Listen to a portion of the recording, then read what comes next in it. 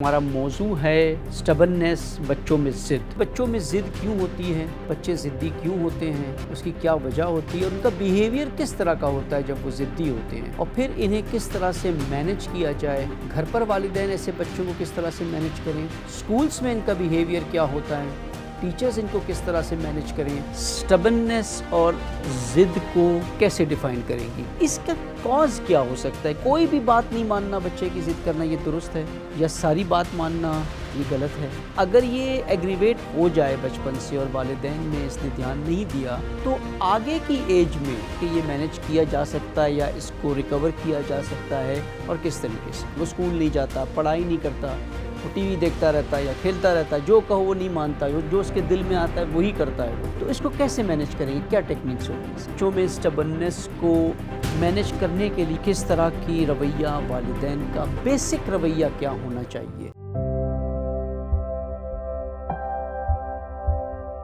औज़ु बिल्लाहि मिनश्शैतानिर्रजीम, बिस्मिल्लाहिर्रहमानिर्रहीम। अस्सलामु अलैकुम नाज़रीन, एक मरतबा फिर हमारे प्रोग्राम बागबान में खुश आमदीद।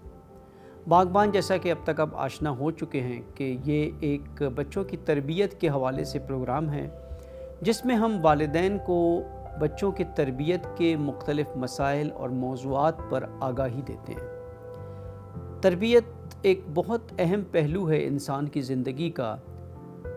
एक बातरबियत इंसान ही अपने रब के करीब हो सकता है, वो अपने मकसद खिलकत को पा सकता है।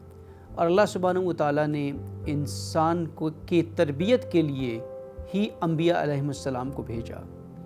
असल हदफ अम्बिया अलैहिस्सलाम का यही था कि इंसान को तालीम और तरबियत दोनों अता करें। आज जहाँ तालीम पर इतना रुझान है, वहाँ उस तरह का रुझान तरबियत पर नज़र नहीं आता। ख़ास करके इस मौजूदा दौर में जहाँ हर एक के पास एक डिजिटल मशगूलियत हो गई है, हर कोई अपने मोबाइल पर है, वालिदैन अपने मोबाइल, टीवी, गैजेट्स, इन चीज़ों में लगे होते हैं। और यहाँ सबसे ज़्यादा जो मखलूक अल्लाह की सफ़र करती है, जिसके लिए मुश्किलात पेश आती है, वो है बच्चे। बच्चों पर अक्सर ध्यान हट जाता है, बच्चे जो चाहें वो कर रहे होते हैं, और ख़ुद वालिदैन बच्चों को ही गैजेट्स के हवाले कर देते हैं, आखिर बेजार होकर के कि वो भी मशगूल रहें और हम भी मशगूल रहें। हमारे मुख्तलिफ़ मौज़ूआत होते हैं बच्चों के हवाले से, और आज भी एक हम ऐसे ही पेचीदा मौजू पर गुफ्तगू करने जा रहे हैं, जिसका उन्वान है, दरहकीकत उन्वान तो बिगड़े हुए बच्चों के हवाले से, लेकिन बिगड़े हुए बच्चों की एक सिफत जो होती है वो उनके अंदर ज़िद और हठधर्मी होती है, जिसे हम स्टबननेस कहते हैं। आखिर बच्चों में ज़िद क्यों होती है, बच्चे ज़िद्दी क्यों होते हैं, उसकी क्या वजह होती है, और उनका बिहेवियर किस तरह का होता है जब वो ज़िद्दी होते हैं, और फिर इन्हें किस तरह से मैनेज किया जाए। घर पर वालिदैन ऐसे बच्चों को किस तरह से मैनेज करें, स्कूल्स में इनका बिहेवियर क्या होता है, टीचर्स इनको किस तरह से मैनेज करें, किस हद तक के इनकी ज़िद को कबूल करना चाहिए, नहीं कबूल करना चाहिए। इन सारी गुफ्तगू हम करेंगे आज के अपने इस सेशन में। और हर मर्तबा की तरह आज हमारे साथ जो मेहमान हमारे स्टूडियो में हैं इस प्रोग्राम में, खुसूसी मेहमान जो मौजू के ऊपर भी तखस्सुस रखती हैं, वो है मोहतरमा सैयदा मुबश्शिरा, और ये हैं क्लिनिकल साइकोलॉजिस्ट और प्रेसिडेंट भी हैं यंग साइकोलॉजी एसोसिएशन के। अस्सलाम वालेकुम। वालेकुम अस्सलाम। चलो, उम्मीद है आप खैरियत से होंगी, और इस प्रोग्राम में हम आपसे मुस्तफ़ीद होंगे, और बिलखुसूस हमारे नाज़रीन, क्योंकि ये मौजू जिस पर हम गुफ्तगू करने जा रहे हैं, ये मौजू ख़ुद एक हम ये कह सकते हैं कि तकरीबन हर घर का ही मौजू बनता जा रहा है बच्चों के हवाले से। इसलिए ये एक इंटरेस्टिंग मौजू है, और अक्सर हमारे व्यूअर्स, हमारे नाज़रीन एक तरफ जहाँ एक इशू को समझना चाहते हैं, उनकी ज़्यादा कोशिश ये होती है, या उनके मुतालबात ये होते हैं कि हम उस मसले को हल करने के प्रैक्टिकल कोई सलूशन, प्रैक्टिकल कोई तरीक़ेकार, कोई लाए अमल उनको बताएं, जिससे कि वो एग्जीक्यूट कर सकें, इम्प्लीमेंट कर सकें उसे। तो इंशाल्लाह हम इस बारे में भी आपसे गुफ्तगू करेंगे इस मौजू के ऊपर। नाज़रीन, हम यहाँ पर एक लेते छोटा सा ब्रेक यहाँ पर, देखते रहिए हमारा प्रोग्राम बागबान। अगर आपको हुर्रा टीवी की वीडियोस पसंद आ रही हैं तो हमारा साथ दीजिए और हमारे चैनल को ज़रूर सब्सक्राइब करें, और हाँ, साथ ही साथ बेल आइकन को ज़रूर प्रेस करें ताकि हमारी हर नई आने वाली वीडियो आप तक पहुंच सके। वेलकम बैक नाजरीन, एक मरतबा फिर हमारे प्रोग्राम बागबान में खुशामदीद। जैसा कि हमने ब्रेक से पहले फरमाया कि हमारा मौजू है स्टबननेस, बच्चों में ज़िद। तो हम चलते हैं अपने मोहतरमा मेहमान की तरफ और उनसे अपना पहला सवाल मेरा ये होगा आपसे कि आप स्टबननेस और ज़िद को कैसे डिफ़ाइन करेंगी? क्या ये एक इमोशन है, क्या ये एक बिहेवियर है, और किस तरह के बिहेवियर को देख करके ये कहा जा सकता है कि ये बच्चा ज़िद कर रहा है या ज़िद्दी है? Thank you so much for inviting me. और आज का जो ये मौजू है और इस पर बात करना भी बहुत ज़रूरी है, और जबकि आजकल के इस डिजिटल एरा में हम देखते हैं कि हर फैमिली के जो स्पेशली छोटे बच्चे हैं वो इस वजह की शिकार होते हैं, और अपनी जो ज़िद वाला उनका जो एक बिहेवियर है वो बहुत ज़्यादा उनमें पाया जाता है। आपने अक्सर देखा होगा कि बच्चे की अगर आपने कोई बात नहीं मानी ना, तो बच्चा पहले जो उसका एक माइनर सा रिएक्शन होगा ना, वो रोना शुरू करेगा। वो अपनी मदर के पीछे पीछे जाएगा और अपने फादर से दोबारा कहेगा कि मुझे ये चीज़ ले कर दें, या मेरी चीज़ माने, या मेरी बात माने, या मुझे वो चीज़ दिलाएं, या जो वो चीज़ डिमांड कर रहा है उसकी उस डिमांड को फुलफ़िल किया जाए। अगर पेरेंट्स उसकी बात नहीं मानते, तवज्जो नहीं देते, तो वो दोबारा फिर रोना शुरू करेगा। जब फिर भी पेरेंट्स तवज्जो नहीं देते तो फिर वो ज़मीन पर बैठ के रोएगा। अगर पेरेंट्स फिर भी बात नहीं मानते, आप ये कह लें कि ज़िद की भी ना मुख्तलिफ इक़साम है। कुछ बच्चे चीखें मारते हैं, कुछ ज़मीन पर बैठ के रोते हैं, कुछ चीज़ें उठाकर फेंकते हैं, कुछ धमकियां देते हैं, कुछ बच्चे जो हैं वो पेरेंट्स को गालियां भी देते हैं। हम इसको भी स्टबननेस कहेंगे कि एक बच्चा जो है वो अपनी एक बात को मनवाने के लिए जो भी रास्ता इख्तियार करे, हम उसको स्टबननेस कहेंगे। वो चाहता है उस टाइम पर मेरी जो बात है, मेरी जो डिमांड है, उसको फुलफ़िल किया जाए। उसका अल्टीमेट गोल यही है, और उसको फुलफ़िल करवाने के लिए वो उसका जो बिहेवियर है, वो जो टांगे मार रहा है या रो रहा है या गालियां दे रहा है, चीज़ें उठा के फेंक रहा है, ये उसका बिहेवियर है। तो ये जो स्टबननेस है, इट्स नॉट एन इमोशन, ये एक बिहेवियर है। यस, अगर क्या ये अक्सर बच्चों में पाया जाता है, या एक स्पेसिफिक परसेंटेज आप कह सकते हैं कि इतने बच्चों में ये इस लेवल का बिहेवियर होता है? यानी इसको कैसे आप क्लासिफाई करेंगे? इट्स समथिंग कॉमन या वेरी एक्सक्लूसिव है ये? नहीं, पहले तक तो ये कॉमन नहीं था, बट आजकल जो हमारा डिजिटल एरा है और जो जिस तरह से हमारी पेरेंटिंग स्टाइल टोटली डिस्टर्ब हो चुके हैं, और हमारी जो पेरेंटिंग है वो अपग्रेडेड नहीं है, और पेरेंट्स को ये नहीं समझ आ रहा कि बच्चों के साथ कैसे डील करना है, बच्चों को अपनी प्रॉब्लम समझ नहीं आ रही, और उसकी वजह से जो स्टबननेस है बहुत ज़्यादा बढ़ रही है। और पहले से ये अब की बनिस्बत जो है वो ज़्यादा है। अगर आप इसकी रेशो की बात करें, नाउअडेज़ इट्स वेरी कॉमन। यानी तकरीबन आप ये कह सकते हैं कि हर घर में, अगर ऑलमोस्ट यू कैन, हर बच्चे के साथ, हर बच्चे के साथ नहीं, हर बच्चे का देखें साइकोलॉजिकल, हम इसको प्रॉब्लम कहते हैं, साइकोलॉजिकली हर बच्चे का डिफरेंट है। किसी बच्चे के साथ कुछ और प्रॉब्लम हो सकता है, क्या पता। कुछ बच्चे जो हैं वो ज़िद्दी नहीं होते, लेकिन उनमें एंगर इश्यूज़ बहुत ज़्यादा होते हैं, उनमें एग्रेशन बहुत ज़्यादा होता है, और ये जो ज़िद है ये एक डिफरेंट चीज़ है। तो हम ये कह सकते हैं कि अगर आपके बच्चे में एंगर प्रॉब्लम है, फ्रस्ट्रेटेड है, और वो एग्रेसिव हो रहा है, तो डेफिनेटली उसमें कहीं ना कहीं स्टबननेस भी होगी, वो भी चीज़ एग्जिस्ट कर रही हो। यानी अगर बच्चा एक डिमांड करता है सिर्फ, और आपने उसको मना कर दिया, और फिर उसके बाद मुमकिन है मायूस हो जाए, अपसेट हो जाए, लेकिन कोई फर्दर रिएक्शन न दिखाएं अपनी बात मनवाने के लिए, तो ये बच्चा ज़िद्दी नहीं है। फिर जी, ज़िद्दी वो है जो आपने नहीं दिया तो वो रोएगा, वो अपनी बात मनवाने के लिए किसी कुछ तरह भी से। करेगा। अगर आप इसको सिर्फ सिंपल डिफाइन करें तो एक बच्चा अपनी बात मनवाने के लिए आखिरी हद तक जब चला जाए तो वो एक ज़िद्दी बच्चा है। बिल्कुल। इसका कॉज क्या हो सकता है कि क्यों एक बच्चा ज़िद्दी है, एक बच्चा नहीं है घर में ज़िद्दी? या अक्सर वालिदैन कहते हैं कि हमारा ये बच्चा ज़िद्दी नहीं था जब छोटा था, लेकिन ये बड़ा ज़िद्दी है। क्या इसकी कोई जेनेटिक रीज़न है इसके, या कोई एनवायरमेंटल रीज़न है? क्या रीज़न है इसका? अच्छा, इसमें हम बात करेंगे कि सारे ही हमारे जो फैक्टर्स हैं ना वो कंट्रीब्यूटिंग है। इसमें हमारा इन्वायरमेंटल फैक्टर भी है, इसमें सिबलिंग्स का फैक्टर्स भी है, इसमें आपके पेरेंटिंग स्टाइल्स भी हैं। अच्छा, आपने कभी ये बात सुनी है कि हमारा छोटा बच्चा बड़ा ज़िद्दी है? बड़े बड़े सूझे हुए बच्चे हैं, बड़े बहुत तमीज़दार बच्चे हैं, वो जब भी किसी से बात करेंगे वो कभी ज़िद नहीं करते। लेकिन ये जो छोटे बच्चे ना, ये बहुत ज़िद बहुत करते हैं। उसके पीछे जो वजह है ना, शुरू में जो आपने टॉपिक डिस्कस किया था, बिगड़े हुए बच्चे, तो यूजुअली जो वेरी कॉमन बच्चे हैं वो हमारे बिगड़े हुए वही ज़्यादा स्टबन होते हैं। अब उसमें क्या है, बच्चा जब छोटा था ना घर में, वो सबसे ज़्यादा छोटा था, दादी अम्मा का फेवरेट, दादा अबू का फेवरेट, चाचू का फेवरेट, मामू का फेवरेट, खाला का फेवरेट, जो पेरेंट्स हैं वो भी कहते हैं हमारा सबसे छोटा, अच्छा इसको कुछ ना को, अच्छा इसको दिला दो क्योंकि ये छोटा है।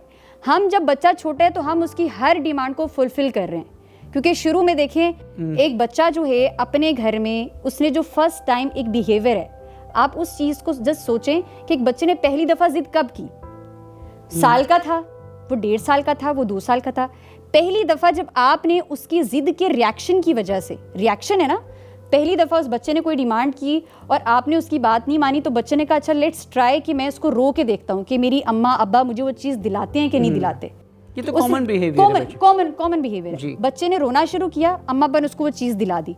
अब वही बच्चा जब 4-5 साल का होता है और वो किसी मॉल में गया है या किसी जगह पर गया है, अब उसको कोई टॉय पसंद आ गया, पेरेंट्स ये देखें कि पिछले 3 साल से आप उसकी सारी बातें मान रहे हैं, अब 4-5 साल से आपको ये लग रहा है कि अच्छा बच्चा बड़ा हो गया है या ये जो चीज़ इसने मुझसे डिमांड की है वो हम इसको नहीं दिला सकते।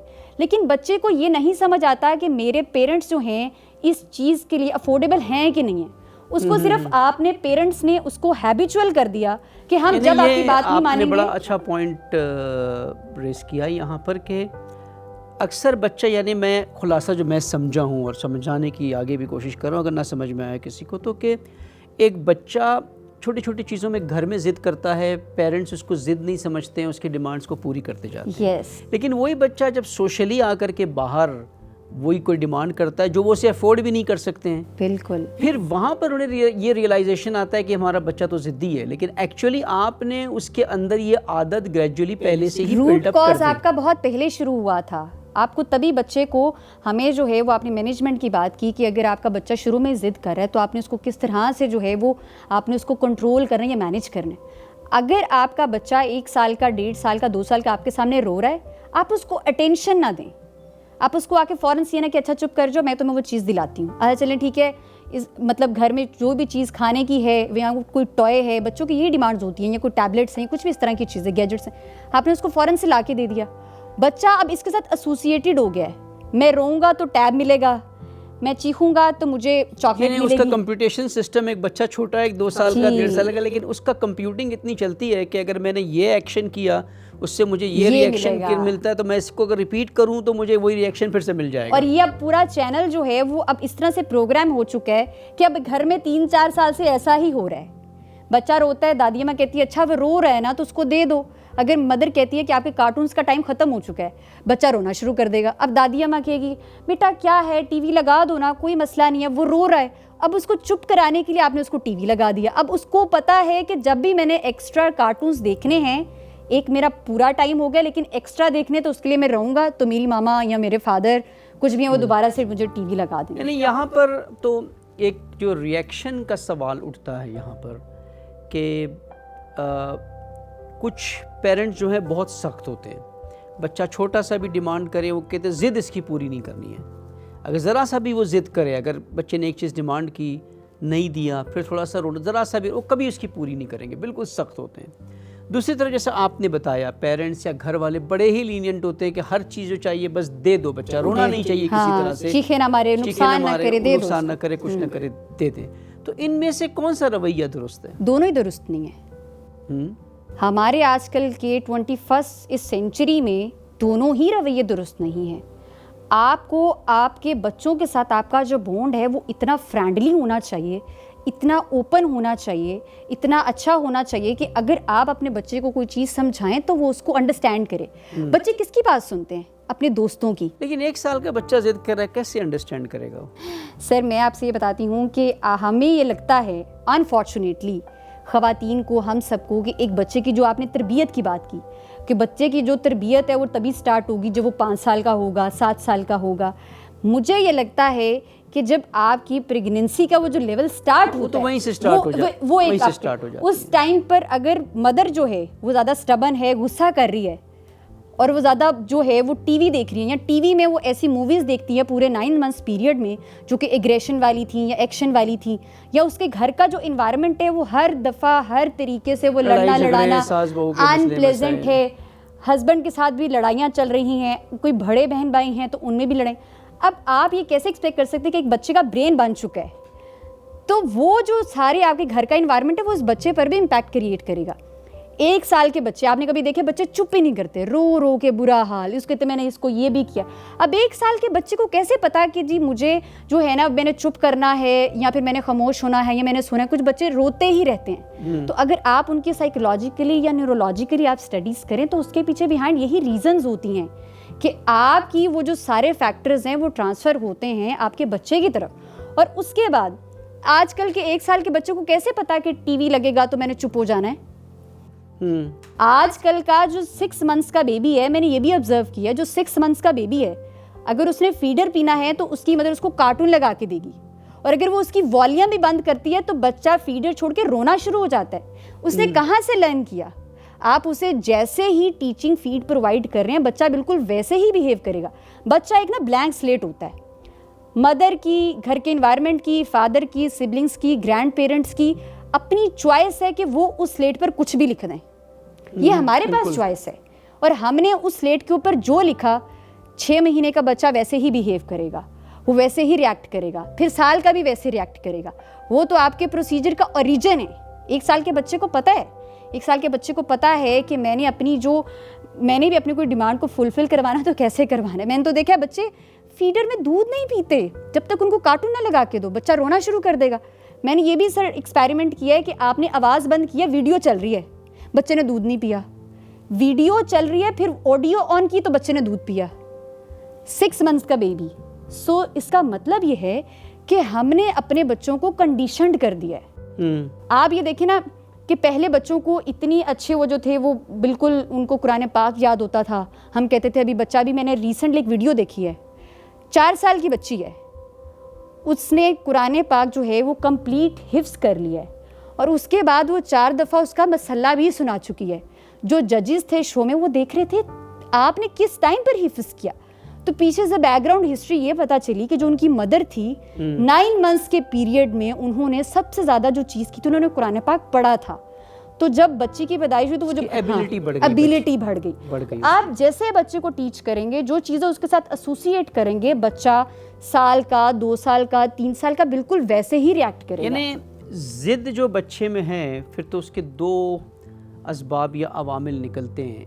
एक तो ये है कि वो जेनेटिक इस लिहाज से है कि जो माँ के ऊपर असरात होते हैं प्रेगनेंसी के दौरान उसका भी एक असर आता है, सबका और आता है। दूसरा जो घर का माहौल से हम जो उसकी छोटी छोटी ज़िद को पहले ही छोटी सी एज से पूरा करना शुरू कर देते हैं तो वहीं से वो ग्रेजुअली जो है वो बिल्डअप हो जाती है। लेकिन आपने अभी बहुत सी बातें की, बहुत से मिसालें भी दी। ये पेरेंट्स जो हैं इस वक्त के, क्या इस हद तक के इस लेवल पर हैं कि इन चीज़ों को समझ सकें और प्रॉपर कैलकुलेटेड तरीके से अपने बच्चे की तरबियत में अप्लाई कर सकें? बिल्कुल कर सकते हैं। नहीं कर सकते, लेकिन क्या ये पोजीशन इस वक्त है हमारा इस वक्त? बिल्कुल सर, मैं तो समझती हूँ कि देखें, अगर हमें कोई भी चीज़ लर्न करनी होती है, अगर एक मदर है उससे कुकिंग करनी है, उससे रेसिपी नहीं आती, वो यूट्यूब पर जाती हैं और सीखती हैं, किताबें मौजूद हैं। सेम इसी तरीके से आप हज़ारों किताबें हैं, यूट्यूब पर थाउजेंड्स चैनल्स हैं जो इस चीज़ को एड्रेस करते हैं कि आपका बच्चा साल से दूसरे साल में जाएगा तो उसमें चेंजिंग्स क्या आएंगी, साल से 2 साल के बच्चे के बिहेवियर्स क्या हैं, उसके इमोशंस क्या हैं, और अगर आपका बच्चा साल से 2 साल में उसके बिहेवियर अबनॉर्मल हो रहे हैं या उसकी मैल फंक्शनिंग डिस्टर्ब हो रही है या वो बहुत ज़्यादा रोता है, स्टबर्न होता है, तो आपने उसको मैनेज कैसे करना है। तो यहाँ पर बात ये है कि पेरेंट्स को ये चाहिए कि वो अपडेटेड रहें। आजकल के जो बच्चे हैं वो जो हमारे पुराने दौर के बच्चे थे उनसे बहुत मुख्तलिफ हैं। क्यों? क्योंकि इस डिजिटल एरा में जो हमारे पेरेंट्स हैं उनके पास फ़ोन्स हैं, ऑल द टाइम फ़ोन्स हैं, और ये भी बहुत बड़ी रीज़न है बच्चों की ज़िद की। ये फ़ोन आपका मेन है। आप बच्चे को फ़ोन नहीं दे रहे, बच्चा ज़िद करके रो के आप एक मदर है वो कहेगी ये तो मेरी जान ही नहीं छोड़ा, इसको फ़ोन दे दो, ये चुप हो जाएगा। ऐसे ही होता है। ठीक है, तो वहाँ पर पेरेंट्स को ये चाहिए कि वो बच्चों के लिए कोई ऐसी साल से 2 साल, 2 साल से 3 साल बहुत डिफरेंट एक्टिविटीज़ हैं, बहुत अच्छी गेम्स हैं, बहुत अच्छी पॉइंट्स हैं। जहाँ पर डिजिटल एरा आपको ख़राब कर रहा है वहाँ पर उसके फ़ायदे भी बहुत हैं। पेरेंट्स को खुद अपडेटेड रहना चाहिए और उन सारे ट्रेंड्स को, उन सारी टेक्निक्स को यूज़ करना चाहिए जो कि उनके लिए पॉजिटिवली इम्पैक्टफुल हों, नॉट अ नेगेटिवली। तो ये बहुत ज़रूरी है, हमारे पेरेंट्स को सीखना चाहिए। बिल्कुल बिल्कुल, बहुत अच्छी बात आपने की। यहाँ पर एक थोड़ा सा हम आगे भी निकल गए मौजू के ऊपर जिस पे हम आना था। हम यहाँ पर एक ब्रेक लेंगे छोटा सा, उसके बाद फिर हाज़िर होते हैं इन्हीं सवालात के साथ। नाज़रीन, बड़ी बेहतरीन गुफ्तगू वालिदैन के लिए हो रही है इस वक्त कि किस तरह से अपने बच्चों का मैनेजमेंट उनको सीखना चाहिए कि कम उम्र से ही, छोटी उम्र से ही, पैदा होते ही कौन सी चीज़ें जो वालिदैन को नहीं करनी चाहिए, क्या वो कौन सी ऐसी चीज़ें जो वो करते हैं जिसकी वजह से उनको कुछ अरसे के बाद बच्चे के अंदर एक बड़ा बिहेवियरल चेंज नज़र आता है। फिर वो उसकी शिकायत भी करते हैं कि हमारा बच्चा ज़िद्दी हो गया है, ये बच्चा बिगड़ गया है। लेकिन नतीजा आज की गुफ्तगू के नज़र में हम देखें, अब तक की गुफ्तगू की नज़र में हम देखें तो अक्सर कसूरवार वालिदैन खुद होते हैं। उन्होंने ही मौका दिया बच्चे को कि वो यहाँ तक पहुँच जाए, बिगड़ जाए या ज़िद्दी हो जाए। हम हाजिर होंगे ब्रेक के बाद, देखते रहिए बागबान। अगर आपको हुर्रा टीवी की वीडियोस पसंद आ रही हैं तो हमारा साथ दीजिए और हमारे चैनल को ज़रूर सब्सक्राइब करें, और हाँ, साथ ही साथ बेल आइकन को ज़रूर प्रेस करें ताकि हमारी हर नई आने वाली वीडियो आप तक पहुंच सके। वेलकम बैक नाजरीन, एक मरतबा फिर हमारे प्रोग्राम बागबान में खुश आमदीद। मौजू हमारा स्टबननेस, बच्चों में ज़िद पर जारी है, और गुफ्तगू हम कर रहे थे ब्रेक से पहले कि बच्चों में ज़िद कैसे पैदा होती है। अब हम इसी मौजू को इदामा देते हैं, आगे बढ़ते हैं। और मेरा सवाल मोहतरमा आपसे ये जो पहले था कि जो 2 तरीके या 3 तरीके हम कह सकते हैं कि एक वो तरीका है कि बच्चे की ज़िद को टोटली रिजेक्ट कर देना, उसकी कोई बात नहीं मानना सिर्फ इस डर से कि ये ज़िद्दी ना हो जाए। दूसरा ये है कि उसकी हर बात मान लें ताकि बच्चा जो है वो खुश रहें, खुशहाल रहें, अपसेट ना हो। बाज़ औक़ात वालिदैन कहते हैं अगर हम उसकी ज़िद ना पूरी करें तो बच्चे के अंदर इमोशनली मसाइल पैदा हो सकते हैं, साइकोलॉजिकल मसाइल पैदा हो सकते हैं। और तीसरा एक मॉडरेट तरीका भी कि कुछ लोग कुछ मामले में ज़िद पूरी कर देते हैं लेकिन कुछ मामले में नहीं पूरी करते हैं। तो आप एक एप्रोप्रिएट और राइट रवैया किसे बताएंगी कि क्या कोई भी बात नहीं मानना, बच्चे की ज़िद करना ये दुरुस्त है, या सारी बात मानना ये गलत है? अच्छा, आपने बड़ा अच्छा क्वेश्चन किया, और मेन मुझे लगता है कि इसका जो मेन क्वेश्चन था वो यही था आज के इस शो का। हमें जो पेरेंट्स हैं उनको ये चाहिए कि जो मॉडरेट है ना लेवल, उसको इख्तियार किया जाए। वो इसलिए आपने उससे बात की कि अगर हम उसकी कोई बात नहीं मारे तो वो मायूस हो रहा है या परेशान हो रहा है। तो ये मैं आपको बताती हूँ कि आपका बच्चा आपसे कुछ भी डिमांड कर रहा है, आपको ये देखना चाहिए कि उसकी एज के अकॉर्डिंग, उसकी स्टडीज़ के अकॉर्डिंग, उसकी एक्सपेक्टेशंस के अकॉर्डिंग क्या ये चीज़ इसके लिए फ़ायदेमंद है या नहीं। जैसे वो छुरी मांगता है आपसे तो आप तो नहीं देंगे उसको छुरी? ऑब्वियसली नहीं देंगे, नहीं। यानी यहाँ तो आप ज़िद उसकी पूरी किसी भी कंडीशन में कर नहीं सकते, किसी भी कंडीशन में नहीं कर सकते।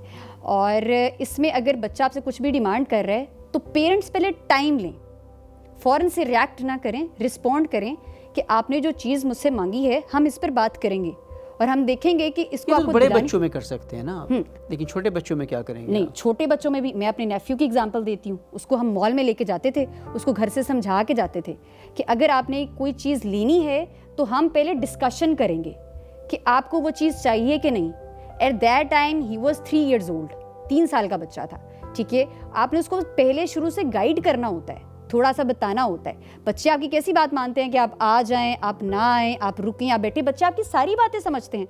हमें लगता है बच्चों में इमोशंस नहीं होते, बच्चे चीज़ों को फील नहीं करते। बच्चे हमसे ज़्यादा फील करते हैं, उनकी सेल्फ रिस्पेक्ट हमसे भी ज़्यादा होती है, वो इमोशनली भी ज़्यादा अटैच्ड होते हैं। तो यहाँ पर ये है कि मॉडरेट रहें। आपका बच्चा आपसे कुछ डिमांड कर रहा है तो आपको लगता है ये चीज़ उसके लिए बेहतर नहीं है, उसकी अल्टरनेटिव में कोई चीज़ ऐसी दिला दें, उसको दे दें जो उसके लिए उसके एज के अकॉर्डिंग भी फ़ायदेमंद है, जो उसकी पढ़ाई में भी फ़ायदेमंद है, बजाय कि आप उसे रिजेक्ट कर दें, रिफ्यूज़ कर दें। यानी आप दोनों तरह से मैनेज करें। एक तरफ आपने उसकी ज़िद को पूरा भी नहीं किया क्योंकि उसका डिमांड गलत थी, लेकिन अल्टरनेटिव में आपने कुछ उसको दिला दिया ताकि वो खुश हो जाए। अपसेट होने से भी आप बचा लिया। अगर बच्चा थोड़ा सा बड़ा है ना, 4-5 साल है, वो जो आपने बात की कि बच्चे अपसेट हो जाते हैं, बच्चे अपसेट भी वही वाले होते हैं जो 5-6 साल, 7-7, 8 साल वाले होते हैं।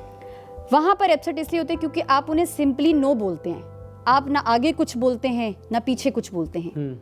आपने कभी भी बच्चे को डायरेक्ट नो नहीं बोला कि मैं ये आपको नहीं दिला सकता। आप उसको कंप्लीटली बताएं कि ये चीज़ क्यों नुकसानदेह है आपके लिए, ये चीज़ आपके लिए फ़ायदेमंद क्यों नहीं है। और मैं जो आपसे बात कर रही हूँ, आप मेरे बेटे हो, आप मेरी बेटी हो, मैं क्यों आपकी बात नहीं मानूं? क्योंकि बच्चों को ये लगता है कि अगर पेरेंट्स सारी चीज़ें दिला रहे हैं तो वो प्यार करते हैं, अगर वो चीज़ें नहीं दिला रहे तो वो प्यार नहीं करते। फिर तो लेकिन बात यहाँ पर आ जाती है ना कि पेरेंट्स को इस लेवल की एक्सटेंसिव ट्रेनिंग भी तो चाहिए ना कि किस तरह से बच्चों को मैनेज करना है। ये Manage ट्रेनिंग का करना ग्राउंड कहाँ पर है हमारे पास, कौन देगा? ये हमारे हाथ तो नहीं है, हमारे हाथ तो नहीं है। मैं ये कहूँगी कि देखिए सर, हमें कैसे पता चला कि ब्रांडेड चीज़ें क्या होती हैं? आप इस बात से इत्तेफाक करते हैं? मीडिया से हमें आज से जो पहले अनएजुकेटेड लोगों को भी पता है कि ब्रांडेड ये चीज़ें हैं। सो मेरा यहाँ पर यह है कि हमारे पेरेंट्स जो हैं उनका भी इंटरेस्ट कुछ और है, वो अपनी इंटरेस्ट वाली चीज़ों पर फोकस भी करते हैं, टाइम भी देते हैं, इन्वेस्ट भी करते हैं। वो ये समझते हैं कि हमारा बेटा शूज़ अच्छे पहने, कपड़े अच्छे पहने, लेकिन वो ये नहीं देख रहे कि जो उनका ऊपर ब्रेन है या उनकी जो पर्सनैलिटी है वो भी ब्रांडेड होनी चाहिए कि नहीं होनी चाहिए। उसके लिए अगर उसको भी ब्रांडेड करना है तो पेरेंट्स को इन्वेस्ट करना पड़ेगा, सीखना पड़ेगा। Let's say being a mother, अगर मैं कहूँ कि जी मुझे कुछ नहीं आता, ठीक है, और मुझे ये नहीं पता कि मेरे बेटे की ये प्रॉब्लम्स चल रहे हैं, इसको सॉल्व कैसे करना है, सबसे पहले मैं अपनी सेल्फ हेल्प के लिए कोई किताब खोल सकती हूँ। अगर मैं पढ़ी लिखी नहीं हूँ तो मैं यूट्यूब पर सुन सकती हूँ। अगर मुझे फिर भी कुछ समझ नहीं आ रहा तो मेंटल हेल्थ एक्सपर्ट्स बैठे हुए हैं जो आपको गाइड कर सकते हैं कि आपके बच्चे के साथ ये प्रॉब्लम है तो आप इस तरह से उसके साथ डील कर सकते हैं। वो जो बात थी ना आपकी मायूसी वाली कि बच्चे मायूस हो रहे हैं, तो वहाँ पर आपने प्रॉपर तरीके से उसको एड्रेस करना है, उसको बताना है। और बच्चे समझते हैं सर, बच्चे समझते हैं, बच्चे हमसे ज़्यादा अच्छे अंडरस्टैंडिंग उनका लेवल होता है, क्योंकि उस टाइम पर उनके जहन में सोसाइटी का, बाकी चीज़ों का कुछ इतना इम्पैक्ट नहीं होता।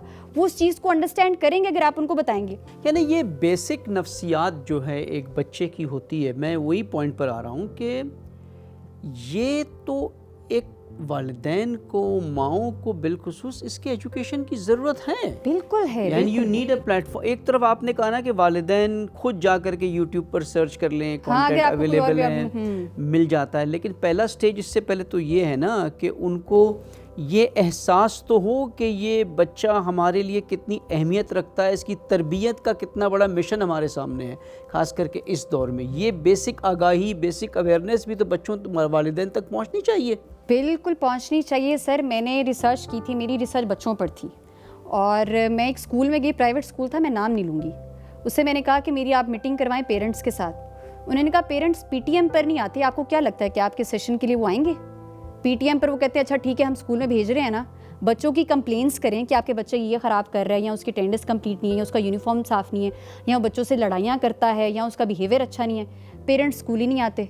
आजकल के जो पेरेंट्स हैं, बहुत कम पेरेंट्स हैं जो बड़े कंसर्न्ड हैं कि हमारे बच्चों की तरबियत अच्छी होनी चाहिए, ग्रूमिंग अच्छी होनी चाहिए, उनकी एकेडमिक स्किल्स अच्छी होनी चाहिए। वो बड़ा फोकस्ड होते हैं और वो हमेशा हर एक प्रॉब्लम के लिए उनके पास सोल्यूशन होता है। लेकिन कुछ पेरेंट्स ऐसे हैं, वो इतनी उनकी नेग्लिजेंसी ये है कि वो बिल्कुल अटेंशन ही नहीं पे कर रहे उनके बच्चे का डे बाय डे बिहेवियर कैसे चेंज हो रहा है, उनके बच्चे के जो इमोशंस है वो कैसे डिस्टर्ब हो रहे हैं। बच्चा पहले बिल्कुल अच्छा पढ़ता था, वो अच्छा क्यों नहीं पढ़ता? तो आपका वो जो चेक एंड बैलेंस है ना, वो ख़राब हो चुका है। वो ख़राब इसलिए हुआ है क्योंकि आपको लगता है सुबह में बच्चा स्कूल जा रहा है, फिर वो ट्यूशन जा रहा है, और उसके बाद उसकी रूटीन ऐसी है कि आपकी उसके दरमियान जो है ना वो टाइम का बहुत इशू है। स्कूल भी तो इसमें एक ब्लेम गेम चलता है ना। स्कूल कहती है आपके घर का माहौल ठीक नहीं होगा, बच्चा इसलिए स्कूल में आके शरारत करता है। वालिदैन कहते हैं फिर स्कूल किस लिए, स्कूल बच्चों को ठीक क्यों नहीं करता, स्कूल उनकी तरबियत क्यों नहीं करता। इसे कैसे रिजॉल्व करेंगे आप? कहाँ पर कोई किसी को ब्लेम नहीं कर सकता, बिकॉज इट्स अ ट्रायंगल, बच्चा स्कूल घर, बच्चा स्कूल घर। अगर ये तीनों आपस में मिलकर काम करेंगे तो तरबियत होगी, आप किसी एक को ब्लेम नहीं कर सकते। बिल्कुल। स्कूल में भी कुछ ऐसी चीज़ें हैं जो कि बच्चों को सिखाने की ज़रूरत होती है, घर में भी कुछ ऐसी चीज़ें होती हैं जो बच्चे को सिखाने की ज़रूरत होती है, कुछ बच्चे की अपनी भी एफर्ट्स होती है जो उसने सीखनी होती है। तो ये ऐसा प्रोसीजर है जो कि एक साइकिल में तीनों अगर अपने अपना रोल प्ले करेंगे तो देन हमें जो है वो उसका आउटकम पॉजिटिव मिलेगा। अगर खाली स्कूल भी सर एफर्ट पुट करता रहे तब भी हमारा जो आउटकम है वो नहीं मिलेगा। अगर घर में भी बच्चा, आप घर में बच्चों को हर चीज़ सिखाते रहो लेकिन स्कूल कुछ ना सिखाए, तब भी बच्चा जो है वो कामयाब नहीं हो सकता।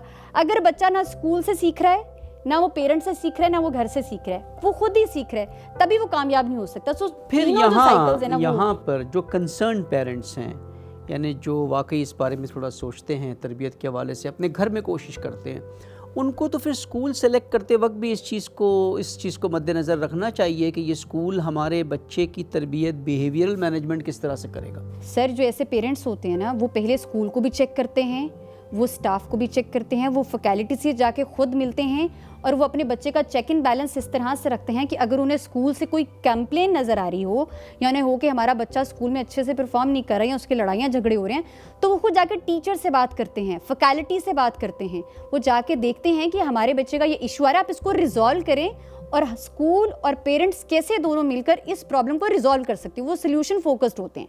इसका मतलब ये नहीं है कि स्कूल बुरा है या फिर नहीं। सम टाइम सिचुएशन ऐसी होती है कि बच्चे की कोई गलती होती है, लेकिन आपने बच्चे को वहाँ पर समझाना होता है। स्कूल फिर अपने लेवल पर इंगेज करता है और पेरेंट्स अपने लेवल पर, और दोनों की म्यूचुअल अंडरस्टैंडिंग से वो मसला रिजॉल्व हो जाता है। नाज़रीन, हम यहाँ पर एक ब्रेक लेंगे। बड़ी अच्छी गुफ्तगू हमारी चल रही थी यहाँ पर कि किस तरह से बच्चों को मैनेज किया जाए। स्कूल और घर के दरमियान हर एक की अपनी एक ज़िम्मेदारी है जो उनको अदा करनी है, तभी जा कर के आप बच्चों की सही तरबियत कर सकते हैं। जहाँ एक तरफ स्कूल का किरदार है तो वहाँ वालिदैन का भी बहुत बड़ा किरदार है। जब वालिदैन तरबियत करते हैं, वहाँ उन्हें ये भी देखना है कि स्कूल भी इन चीज़ों को मद्देनज़र रखता है या मैनेज करता है या नहीं करता है। हम हाजिर होंगे ब्रेक के बाद। देखते रहिए बागबान। अगर आपको हुरा टीवी की वीडियोस पसंद आ रही हैं तो हमारा साथ दीजिए और हमारे चैनल को ज़रूर सब्सक्राइब करें, और हाँ, साथ ही साथ बेल आइकन को ज़रूर प्रेस करें ताकि हमारी हर नई आने वाली वीडियो आप तक पहुँच सके। वेलकम बैक नाजरीन, एक मरतबा फिर हमारे प्रोग्राम बागबान में खुश आमदीद। हमारे इस आखिरी सेशन में इस प्रोग्राम के मेरा आपसे एक प्रैक्टिकल सवाल होगा यहाँ पर कि हमने इन जनरल डिस्कशन काफ़ी किया कि ज़िद्दी बच्चे क्या होते हैं। इनफैक्ट दो सवाल है मेरे। आखिरी सवाल पे जाने से पहले एक और क्वेश्चन था कि एक तरफ तो आपने ये बड़ी चीज़ समझाया कि बच्चों को इब्तिदा से मैनेज करना चाहिए, लेकिन अब मान लें ऐसे पेरेंट्स, मान लें क्या है इस तरह से, जिनको नहीं पता इन चीज़ों के बारे में। अब उनके बच्चे बड़े हो गए, 6-7 साल 8 साल, और ये एग्रीवेट हो गया है मसला, क्योंकि ये स्टबननेस बढ़ कर के आगे चल कर के बाकी रहती है इंसान में। और रिवायतों में भी है कि स्टबननेस जो है वो सबब बन जाती है तज़ाद का और दुश्मनियों का। एक इंसान के मिजाज में अगर ज़िद्द हो, हट धर्मी हो कि अपनी बात वो मनवा के ही रहेगा, तो वो एक सोसाइटी के अंदर बहुत से तज़ाद और दुश्मनियों का शिकार हो जाता है। लोग उसको पसंद नहीं करते, वो दूसरों को पसंद नहीं करता। एक हमेशा स्ट्रेस की हालत में इस तरह का शख्स रहता है। तो यहाँ एक अगर ये एग्रीवेट हो जाए बचपन से और वालिदैन में इसने ध्यान नहीं दिया, तो आगे की एज में या किस एज तक के आपके नज़दीक ये है कि ये मैनेज किया जा सकता है या इसको रिकवर किया जा सकता है, और किस तरीके से? सर, आप किसी भी एज में अगर आपका बच्चा है और आपने उसकी प्रॉब्लम को आइडेंटिफाई कर लिया है तो वो मैनेजेबल है। बिहेवियर है ना, वो एक बच्चे का वो बिहेवियर है जो उसने लर्न किया है। यस, उसको अनलर्न करने में टाइम लगेगा, लेकिन ये चेंज हो सकता है। मैं आज भी पेरेंट्स यही कहूँगी, आपका बच्चा जिस भी एज में है, वो चाहे 16 साल का हो चुका है, वो 20 साल का हो चुका है, जैसे जैसे उसकी उम्र बढ़ेगी, यस, बिहेवियर को अनलर्न करने में टाइम ज़रूर लगेगा। 7 साल का है तो टाइम थोड़ा लगेगा। होता है ना कि जब आदत पड़ जाती है एक चीज़ की तो वो मलका बन जाती है, एक फैकल्टी बन जाती है, रासिक हो जाती है। फिर जो चीज़ जितनी ज़्यादा रासिक हो जाए, अंदर चली जाए, उसके रूट्स बन जाए, उसको निकालना उतना ही सख्त काम होता है। वो डिफिकल्ट होता है, लेकिन वो निकल सकती है। अब ये कैसे वालिदैन को वो टेक्निक्स पता चले? वो टेक्निक्स क्या है जिसके ज़रिए एक ज़िद्दी बच्चा 10 साल का, 12 साल का, अभी स्कूलिंग एज में ही है, सेकेंडरी स्कूल में, लेकिन उसकी ज़िद बढ़ती जा रही है दिन ब दिन। वो स्कूल नहीं जाता, पढ़ाई नहीं करता, वो टीवी देखता रहता है या खेलता रहता है, जो कहो वो नहीं मानता, जो उसके दिल में आता है वही करता है वो। तो इसको कैसे मैनेज करेंगे? क्या टेक्निक्स होंगी इसकी? सर टेक्निक्स तो जो हम बोलते हैं ना कि अब अगर कोई ऐसा बच्चा हो ना जिसमें जितनी प्रॉब्लम्स आपने बताई हैं, ये सारी प्राइमरी प्रॉब्लम्स हैं, और इसमें तो हमारे थेरेपी सेशंस चलते हैं, बच्चों के बहुत प्रोलॉन्ग सेशंस चलते हैं, समटाइम 2-2 साल, 1-1 साल, 6-6 महीने सेशंस चलते हैं, क्योंकि आपने एक बिहेवियर को पहले आइडेंटिफाई करना है, उसके रूट कॉज को आइडेंटिफाई करना है, उसको वहाँ से ब्रेक करना है, और फिर उसकी जगह अल्टरनेटिव जो आपका न्यू बिहेवियर है उसको कंडीशन करके हैबिचुअल करना है। तो इस पूरे प्रोसीजर को करने में आपको टाइम भी लगेगा, आपकी एनर्जीज भी जाएंगी, आपको सेशंस भी लेने पड़ेंगे। लेकिन मैं अगर यहाँ पर ये कहूँ कि मैं आपको एक टेक्निक बताती हूँ और उसकी वजह से जो है वो जाकर आप उसको आज ही इम्प्लीमेंट करेंगे और आपका बच्चा ठीक हो जाएगा, ऐसे तो नहीं होगा। ऐसी कोई टेक्निक नहीं है। जब हमारे पास कोई भी क्लाइंट आता है तो हम चेक करते हैं कि बच्चा की जो प्रॉब्लम है वो माइल्ड लेवल पर है, मॉडरेट पर है या सेवेरिटी पर है। उसका हमें कैसे पता चलता है कि जो पेरेंट्स हैं वो हमें बताते हैं कि इसके बिहेवियर्स क्या हैं। लेकिन एक थेरेपिस्ट के पास जाना हर एक के बस की बात भी नहीं है। उसकी दस्तरसी भी नहीं होती है और आजकल के दौर में अफोर्डेबिलिटी भी नहीं होती है। मैं सर इस पर आपको क्वेश्चन का आंसर देना चाहूँगी। अफोर्डेबिलिटी भी है, दस्तरस भी है, सब कुछ है। अभी मैं पिछले एक क्लिनिक है, मैं वहाँ पर अपना एक ट्रेनिंग सेशन कंप्लीट करके आई हूँ और वो इतना अच्छा ज़बरदस्त क्लिनिक है, Abdul semi free psychiatric clinic. वहाँ पर फ्री ऑफ कॉस्ट सर्विसेज दी जा रही हैं। आपके गवर्नमेंट हॉस्पिटल्स हैं, आपके प्राइवेट हॉस्पिटल्स में तो चले, जिनके पास पैसा है वो चले जाएं, लेकिन गवर्नमेंट हॉस्पिटल पर सर सारी अवेलेबिलिटीज़ मौजूद हैं। चाइल्ड साइकोलॉजिस्ट बैठे हुए हैं, क्लिनिकल साइकोलॉजिस्ट बैठे हुए हैं, हेल्थ साइकोलॉजिस्ट बैठे हुए हैं, साइकोलॉजिस्ट बैठे हुए हैं, न्यूरो के डॉक्टर्स बैठे हुए हैं, साइकेट्रिस्ट बैठे हुए हैं, चाइल्ड साइकेट्रिस्ट बैठे हुए हैं कि वहाँ पर आपके बच्चों को डील करने के लिए, अगर आप अपने बच्चे को नहीं लेके जा रहे, कि अगर आपने उसके अंदर कोई प्रॉब्लम देखा है। अभी रिसेंटली मेरे पास क्लिनिक पर एक बच्चा आया है, उसके एकेडमिक्स प्रॉब्लम्स हैं। आपने जैसे बात की ना, बच्चा पढ़ नहीं रहा है, पहले वो बच्चा ठीक पढ़ता था, टॉपर था, फिर आहिस्ता आहिस्ता उसकी परफॉर्मेंस लो होती गई। उसके साथ एक साइकोलॉजिकल इशू भी था। अब उसको इशू रिजॉल्व हो चुका है। अब पेरेंट्स का ये डिमांड है कि अब पढ़ाई में जीरो हो चुका है। अब मैं उसको क्या सिखा रही हूँ, एकेडमिक स्किल सिखा रही हूँ पहले, लेकिन उसके पहले मैंने आइडेंटिफाई किया कि बच्चे का इंटरेस्ट खत्म कैसे हुआ। क्या शुरू से बच्चा ऐसा था, क्या शुरू के बच्चे से इंटरेस्ट नहीं था, या वो शुरू से ही जो है वो बस टीवी देखने में खुश था, फारिग रहने में खुश था, उसको कोई पूछे ना वो इस चीज़ में खुश था। तो वो जो सबसे पहले जो चीज़ें होती है ना, जो रूट कॉज होता है, उसको सबसे पहले आइडेंटिफाई करना होता है। फिर उसके बाद देखना होता है कि उसको अर्लन कैसे किया जाए, उस पर कितना टाइम लगेगा और बच्चे का लेवल कौन सा है, वो किस लेवल पर है, वो माइल्ड पर है, मॉडरेट पर है, सवेयर पर है। लेकिन सारे के सारे प्रॉब्लम्स, सारे बिहेवियर्स अर्लन भी हो सकते हैं, मैनेजेबल भी हो सकते हैं। और लाहौर के अंदर there are number of clinics के जहाँ पर बच्चों का फ्री इलाज भी होता है, जहाँ पर लोग मुफ्त में सेशंस भी लेते हैं। और फिर गवर्नमेंट हॉस्पिटल में भी ये सर्विसेज मौजूद है। जिन लोगों को पता है वो जाके कंसल्ट भी करते हैं, उनके बच्चे ठीक भी हो रहे हैं और वहाँ से हेल्प भी लेते हैं। लेकिन ये बहुत कम परसेंटेज होगा जो लोगों को अवेयरनेस नहीं है लोगों को कि ये मैं समझता हूँ 2 लेवल की अवेयरनेस नहीं है। पहली अवेयरनेस तो ये नहीं है कि ये वाकई एक प्रॉब्लम है जो एग्रीवेट बन करके इंसान के अंदर एक नेगेटिव ट्रेट बन जाती है, उसकी शख्सियत को ख़राब कर देती है और उसकी पूरी ज़िंदगी डिस्टर्ब हो जाती है इस तरह की चीज़ों से। इसलिए पहले ही लेवल पे उन्हें अवेयर रहना चाहिए कि हम इस मसले को हल करें, चाहे खुद हल कर सकते हैं खुद हल करें, या तो वरना जो हेल्प ले बाहर से, जिससे वो इस मसले को रिजॉल्व कर सकें। और फिर बाहर से हेल्प लेने के लिए एक अवेयरनेस होनी चाहिए कि कहाँ पर अप्रोच करें और कहाँ से हेल्प ले। अब जब बात बिल्कुल छोटे बच्चों की आती है, जैसे कि हमने जहाँ से डिस्कशन अपना शुरू किया था कि बच्चों में स्टबननेस को मैनेज करने के लिए उनकी स्टबननेस को किस तरह की रवैया, वालिदैन का बेसिक रवैया क्या होना चाहिए, ये इस पर अगर आप एक थोड़ा सा खुलासा करें। मैं इस पर बस यही कहना चाहूँगी कि पेरेंट्स, आपने बहुत शुरू में बात की थी, मैंने उसका आंसर नहीं दिया था। आपने मुझसे पूछा था अथॉरिटेटिव जो पेरेंट्स हैं वो ज़्यादा सही हैं या फिर वो वाले पेरेंट्स ज़्यादा सही हैं कि जो बस कभी बात मान ली कभी ना मानी।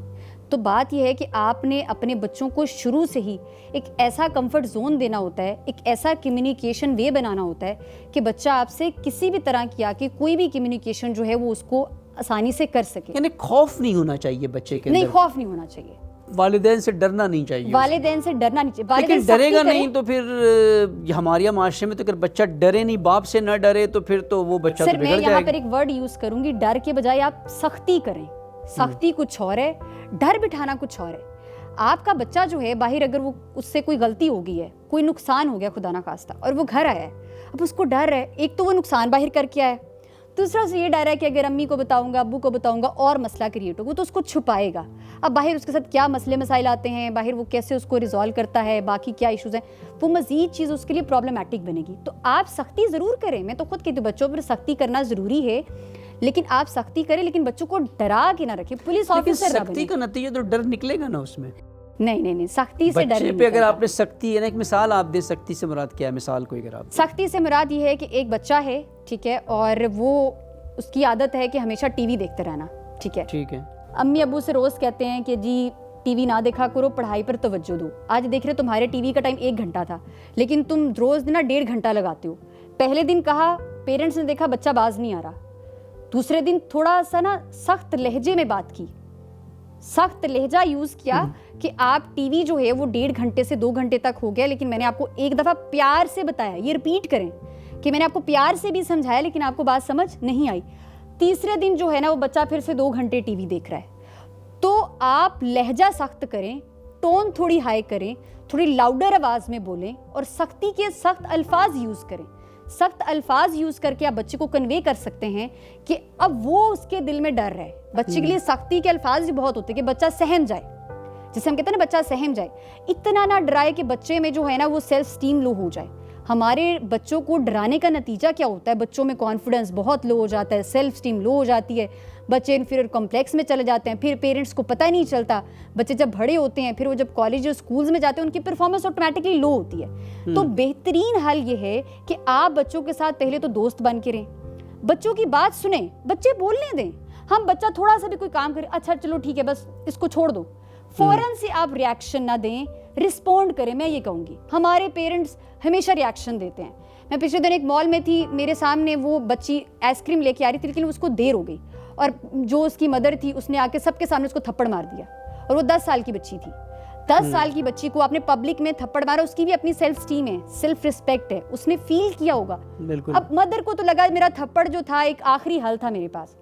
रिएक्शन से पहले बच्चों पर चीखने से, ये जो मदर्स चीखती है ना, मैं नहीं समझती कि आपको चीखना चाहिए, आपको बिल्कुल नहीं चीखना चाहिए। सख्ती से बात जरूर करें, लेकिन तहजीब के दायरे में रहते हुए, एहतराम से। वरना वही रवैया खुद सीख जाएगा जो आपका सीख जाएगा और बच्चा आपकी बात भी नहीं मानेगा। सबसे बड़ी आपका सर देखें, पेरेंट्स का मेन मकसद क्या है कि बच्चा मेरी बात माने। आपने अगर बच्चे से अपनी बात मनवानी है, कभी कभार सख्ती करें, क्योंकि बच्चा अगर सख्ती करेगा वो थोड़ी देर नाराज होगा। जब वो नाराज होकर एक साइड पर बैठ गया है कि मुझे डांटा है, अटेंशन दें और फिर उसको 1-2 दिन बाद, 2 दिन उसको बेशक एक दिन नाराज रहने दें, 2 दिन बाद उसके पास जाएं और उसको प्यार से, जब उसका मूड अच्छा हो, जब वो खेल के आया है या बहुत ज्यादा खुश है, तब चाहिए पेरेंट्स को कि बच्चे के पास जाए और उसको बताए कि 2 दिन पहले आपको मैंने डांटा था, लेकिन उसके डांटने की बेटा वजह ये थी, वो चीज आपके लिए इस तरह से नुकसानदेह थी। आपको नेक्स्ट टाइम अगर एक्स्ट्रा टीवी देखना है तो आप मुझसे परमिशन लें, आप रिक्वेस्ट करें। तो वहां पर पेरेंट्स को ये चाहिए कि पेरेंट्स कि अच्छा मैं आपको आधा घंटा एक्स्ट्रा टीवी देखने दूंगा, अगर आप एक्स्ट्रा आधा घंटा एकेडमिक्स में देंगे।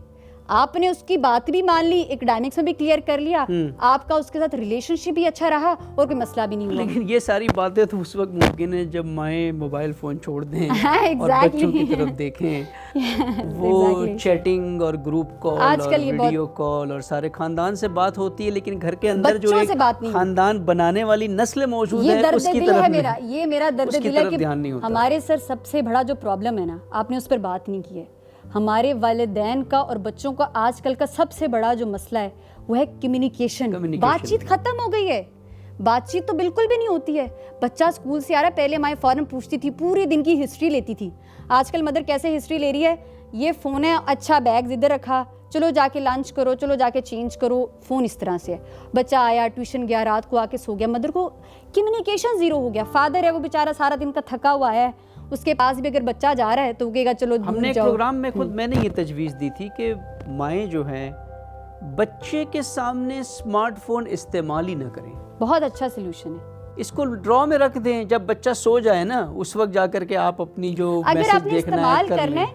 अगर आपने इसको इस्तेमाल करना है तो ज़रूरत के तहत सिर्फ इस्तेमाल करें, कि बच्चे को सिर्फ ये मैसेज आए कि फ़ोन कॉल जो है वो सिर्फ उसके लिए मेरी मदर ने फ़ोन यूज़ किया था, कि बच्चे को ये पता चलेगा कि सिर्फ कॉल रख लें, स्मार्टफोन रखें, एक अलग फ़ोन रखें, स्मार्टफोन को अपने ड्रॉ में रखें, जब बच्चा ना हो, कहीं बिजी हो, उस वक्त देख लिया आपने उसके सामने। स्मार्टफोन भी सर देखें, एक बच्चा है ना, उसको नहीं पता कि स्मार्टफोन के फ़ायदे क्या हैं।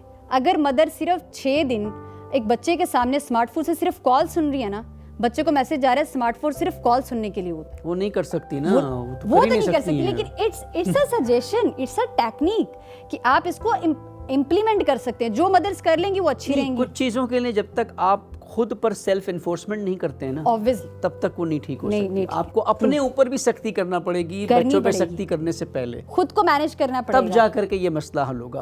अगर मैं स्ट्रॉन्ग डिटर्मिनेशन दिखा करके फोन बच्चे के सामने इस्तेमाल ही नहीं करूँ, बाप घर पहुंचे सारा दिन तो फोन पर था ना, अब फोन उठा करके रख दे एक तरफ, हाथ ही ना लगाएं, बच्चे के साथ चाहे आधा घंटा बैठ करके बात कर ले, उसको डिस्कस कर ले, काफी मसाइल मैं समझता हूँ हल हो सकते हैं। एक बड़ी शैतानियत जो इस वक्त हमारे यहाँ जो वसीला है, अच्छी चीज है गैजेट, मोबाइल, कम्युनिकेशन, लेकिन इसका जो सू इस्तेफादा हो जाता है अनइंटेंशनली हमारे वालिदैन से, जिसकी वजह से जो ये अमानत अल्लाह की हमारे पास है, बच्चे अल्लाह की अमानत है, जैसा अल्लाह ताला ने दिया है वैसा ही हमें उसकी तरफ लौटाना है, उसकी तरफ पहुंचाना है उसको। ये महरूम हो जाती है उन तरबियत से, फिर हम शिकायत भी करते हैं, फिर हम साइकेट्रिस्ट के पास भी चले जाते हैं, फिर हम क्लिनिक्स में भी दौड़ रहे होते हैं। अगर इब्तिदा से थोड़े से कॉशियस हो जाते हैं, थोड़ी सी तवज्जो देते बच्चे सर की मैं तरफ वैसे और यहाँ पर मैनेज एक करते बात तो यहाँ पर एक कहूँगी कि तरबियत करना कोई आसान काम नहीं है, ये बहुत मुश्किल काम है। मैं खुद समझती इसीलिए तो अल्लाह ने अंबिया भेजे इसे कि बहुत मुश्किल काम है, लेकिन पेरेंट्स को ये करना पड़ेगा। अगर आप नहीं करेंगे तो आपके बच्चे की तरबियत, हाँ जिम्मेदारी है, ये तो अदा करनी है जिम्मेदारी, तो बाय डिफ़ॉल्ट आती है बच्चा होते ही। सर मुझे ये लगता है कि पेरेंट्स बनने से पहले एक दोनों जो पार्टनर्स हैं ट्रेनिंग उनको एक ट्रेनिंग दें। ट्रेनिंग हो कि आप एलिजिबल हैं पेरेंट्स बनने के लिए या नहीं हैं। आपका टेस्ट होना चाहिए कि आप बीइंग फादर क्या आप एलिजिबल हैं, आपका क्राइटेरिया फुलफिल हो रहा है। मदर, हम विदाउट एनीथिंग, विदाउट प्लानिंग, हमें बस ये होता है कि चलो ठीक है बच्चा हो गया। अब बच्चा हो गया, उसकी नेक्स्ट प्लानिंग ही नहीं है। आपने उसकी तरबियत कैसे करनी है, आपने उसकी ग्रूमिंग कैसे करनी है, आपकी एकेडमिक्स में कौन से स्किल्स हैं जो बच्चे के आप अपग्रेड करेंगे, कौन से स्किल्स हैं जो उसको 1 साल में सिखाएंगे, 2 साल में सिखाएंगे। एक बड़ी आपने बड़ी अच्छी बात की यहाँ पर। मिसाल एक लड़की पैदा होती है, पैदा होते ही उसकी माँ उसके जहेज़ का इंतज़ाम करना उस वक्त से शुरू कर देती है, लेकिन उसकी ट्रेनिंग एज अ मदर नहीं करना शुरू करती है। यस, वो समझती ये तो आ ही जाएगा इसे किसी न किसी तरीके जो से। काम सिखाना था वो आ जाएगा, और जो वैसे ही आ जाएगा वो आपने जो है ना सिखाना शुरू कर दिया। ये एक ट्रेजेडी हमारे यहाँ है, और इंशाल्लाह ताला हमारी कोशिश यही है इस चैनल की भी कि जितने वसाइल मौजूद है उन वसाइल के ज़रिए कम से कम एक आगाही का सफ़र शुरू हो, जिससे वालिदैन को अवेयरनेस मिले कि उनकी ज़िम्मेदारी क्या है। और आप जैसे स्पेशलिस्ट यहाँ पर जो आते हैं इस चैनल पर, उनकी हिदायत से भी वो फ़ायदा उठाएं। कुछ न कुछ ज़रूर आज के प्रोग्राम से भी, आपकी गुफ्तगू से भी वालिदैन को कुछ टिप्स बेहतरीन मिले होंगे यहाँ पर कि इस तरह के बच्चों को कैसे मैनेज करना है। शायद उनको एहसास भी हुआ हो कि हमारी क्या ज़िम्मेदारी बनती है, हम कितनी बड़ी ख़यानत करते हैं इस अमानत के साथ। जब एक बच्चा हमसे तवज्जो डिमांड करता है और हम एक मोबाइल फ़ोन को, एक 20-25 हज़ार या लाख रुपए के मोबाइल फ़ोन को उस बच्चे से ज़्यादा अटेंशन देते हैं, यानी हमारे नज़दीक उस बच्चे की कीमत 1 लाख रुपया भी नहीं है कि हम उसकी तरफ नहीं देखते हैं, इसकी तरफ देखते हैं। तो ये एहसास भी वालिदैन के अंदर इंशाअल्लाह ताला पैदा हुआ होगा। और हुर्रा टीवी की एक अदना सी कोशिश ये भी है आगे चल कर के हम चाहते हैं यहाँ पर कि इसी तरह से साइकोलॉजिस्ट, एजुकेशनिस्ट, एक्सपर्टीज़ का एक पैनल बना करके इन कौम के वालिदैन को, जैसा कि कहा कि अज़दवाज से पहले तरबियत होनी चाहिए, ट्रेनिंग होनी चाहिए कि आप how to be a good parent, जिससे कि आप तरबियत कर सकें। तो इंशाअल्लाह जब अल्लाह ने तौफीक दी तो इसी चैनल के तवस्सुत से आप प्रोग्राम्स चैनल पर भी देखेंगे और हमारी टीम को फील्ड में भी पाएंगे, स्कूल्स में, मुख्तलिफ़ मकामात पर, जहाँ पर ये टीम ये ज़िम्मेदारियाँ इंशाअल्लाह एक दिन अदा कर रही होगी। बस हम आपसे यही कह सकते हैं कि दुआ करें कि इंशाअल्लाह अल्लाह ताला इस हदफ को कामयाब करें और हम अपने मिशन में भी कामयाब हो। बहुत बहुत शुक्रिया आपका, आपने ज़हमत की यहाँ पर इस प्रोग्राम में आकर, बहुत ही बेहतरीन गुफ्तगू आपने की। इंशाअल्लाह हम आपसे दोबारा भी मुस्तफ़ीद होंगे, ये नहीं कि हम आपको छोड़ देंगे, इस बार आपको दोबारा इंशाअल्लाह दावत देंगे, आपसे मुस्तफ़ीद होंगे। नाज़रीन, आज का प्रोग्राम यहीं पर तमाम होता है। अगले प्रोग्राम तक अल्लाह हाफ़िज़।